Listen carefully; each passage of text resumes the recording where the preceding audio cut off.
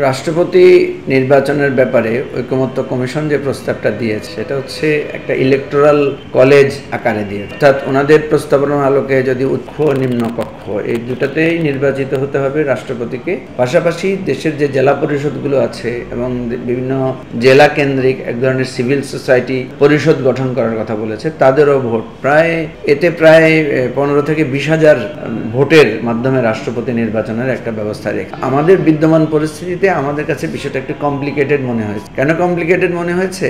যে আলটিমেটলি এই যে জেলায় বা বিভিন্ন জায়গায় যে নাগরিক পরিষদগুলো গঠন করা হবে, আমাদের গণতান্ত্রিক ব্যবস্থা যদি মজবুত না হয়, দেখা যাবে সেখানেও এক ধরনের সরকারের বা যে দলটা ক্ষমতায় থাকবে তাদের মদতস্থ লোকেরা বিভিন্ন জায়গায় বসবে এবং এরা নানা ধরনের ইন্টারফারেন্স করে অ্যাডমিনিস্ট্রেশন চালানোতে নানা প্রতিবন্ধকতা সৃষ্টি করতে পারে। তো সেজন্য আমরা এই জায়গাটাকে এত কমপ্লিকেটেড না করে বরং আমরা রাষ্ট্রপতিকে, যেহেতু কিছুটা ক্ষমতার ভারসাম্য আনার কথা বলা হচ্ছে এবং রাষ্ট্রপতির হাতেও কিছু ক্ষমতা দেওয়ার কথা বলা হচ্ছে, সেহেতু আমরা বলেছি যে রাষ্ট্রপতিকে একটা ম্যাসিভ ভোটের মাধ্যমে, অর্থাৎ প্রধানমন্ত্রী যেভাবে সরাসরি ভোটে হবে, রাষ্ট্রপতির সরাসরি ভোটে রাষ্ট্রপতি করা যায় না। এটা করা গেলে যেটা হবে যে আমরা যে বলি রাষ্ট্রপতি হচ্ছে রাষ্ট্রের একটা ঐক্যের প্রতীক, সেটার একটা বাস্তব প্রতিচ্ছবি। আদার দেন এখন দেখা যাচ্ছে যে দলবাজ একজন লোককে রাষ্ট্রপতি করা হয় এবং এবারে যাদেরকে রাষ্ট্রপতি করা হয়েছে এর আগে যিনি আব্দুল হামিদ শেখকে রাষ্ট্রপতি করা হয়েছে, এদের ব্যাপারে এদের রাষ্ট্রের কোনো একটা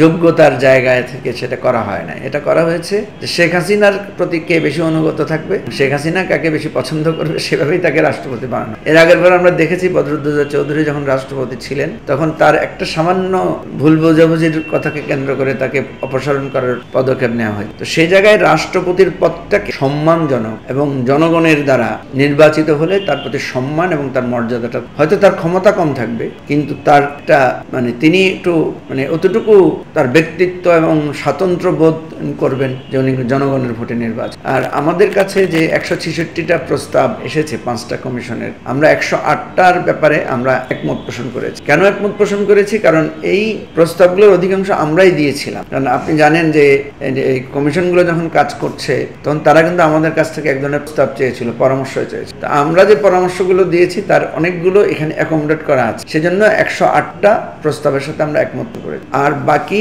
24টা প্রস্তাবের ব্যাপারে আমরা বলেছি যে এইগুলোর সাথে আমাদের দ্বিমত আছে। আরো প্রায় 28টার মতো এরকম আছে যেগুলোর ব্যাপারে 32টা, আরো 32টা আছে যেগুলোর ব্যাপারে আমরা বলেছি যে এগুলো আমরা একমত না বা আমরা পার্শিয়ালি একমত। তো যেগুলোর সাথে আমরা একমত না সেগুলোর জন্য আমরা একটা ব্যাখ্যা দিয়েছি, আর যেগুলোর সাথে পার্শিয়ালি একমত সেখানে কোন কোন অংশের সাথে আমরা আমাদের দ্বিমত এবং সেক্ষেত্রে আমাদের প্রস্তাব কি সেটাও আমরা তুলে ধরি। এবং নির্বাচন ব্যবস্থাপনা থেকে শুরু করে সংবিধান, বিচার বিভাগ, তারপরে আপনার পুলিশ সংস্কার, প্রশাসনিক সংস্কার, সব বিষয়ে আমরা আমাদের মতামতগুলো আলাদা আলাদা করে দিয়েছি। দেওয়ার কারণে যেটা হয়েছে, ঐকমত্য কমিশন খুবই খুশি হয়েছে। তারা বলেছে এ ধরনের একদম কনক্রিট এক্সপ্লেনেশন দিয়ে তারা এ ধরনের প্রস্তাব পান নাই। তো আমরাও খুশি হয়েছি যে তারা আমাদেরকে অ্যাপ্রিসিয়েট করেছেন এবং আমরাও দিতে পেরেছি, আমরা আনন্দিত। তো আমরা মনে করি এই প্রসেসের মধ্যে দিয়ে একটা ঐকমত্যে পৌঁছানো আশা করি সহজ।